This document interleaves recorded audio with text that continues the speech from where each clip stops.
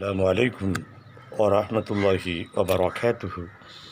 உங்கள் அனைவரின் மீதும் ஏக இறைவனின் சாந்தியும் சமாதானமும் உண்டாகட்டுமாக. சிந்தனைக்கு சில மணித்துளிகள்.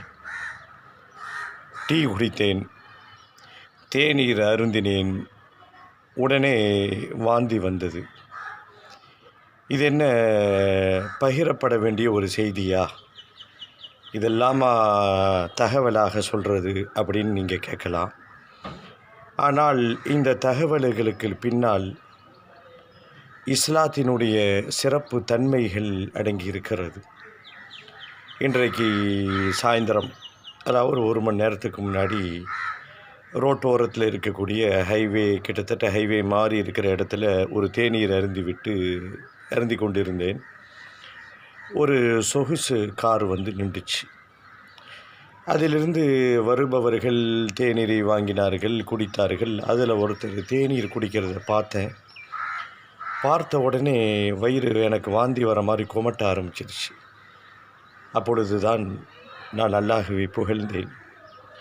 என்ன காரணம்னா, சொகுசு காரில் காஸ்ட்லியான டிப்டாப் உடையுடன் வந்தவர்களில் ஒருத்தர் இந்த தேநீர் கோப்பையில் கிளாஸில் குடிக்கும் போது அவருடைய மீசை கிட்டத்தட்ட அடுத்த உதட டச் பண்ணுறதில் ஒரு பாதி அளவுக்கு எட்டிருந்துச்சு. மீசை கத்தரிக்கப்படாமல் அலங்கோலமாக இருந்தது. அந்த கிளாஸில்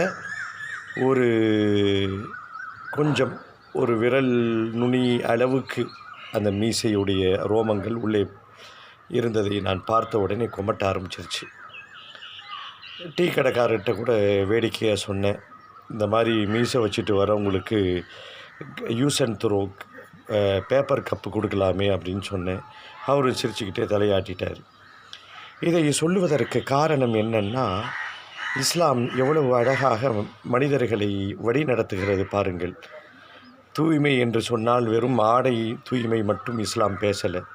சிறுநீர் கிடைத்த பிறகு நாம் சுத்தம் செய்யப்பட வேண்டிய உறுப்புகள் தூய்மையில் தொடங்கி ரோமங்கள், மறை உறுப்பு ரோமங்களை எல்லாம் எத்தனை நாட்களுக்கு ஒரு முறை நீக்க வேண்டும், குறிப்பாக மீசையை கத்தரிக்கணும் அப்படின்னு ஆண்களுக்கு இஸ்லாம் சொல்லியிருக்கிறது. ஆம், இஸ்லாத்தினுடைய அத்தனை போதனைகளும் மனித குலத்துக்கு நன்மைகள் அளிக்கக்கூடியவைகளே என்பதை புரிந்து கொள்வதற்கு இது போன்ற சில நிகழ்வுகளை கண்கூடாக நாம் பார்க்கிறோம். தொடர்ந்து பேசுவோம், பயணிப்போம் இன்ஷா அல்லாஹ்.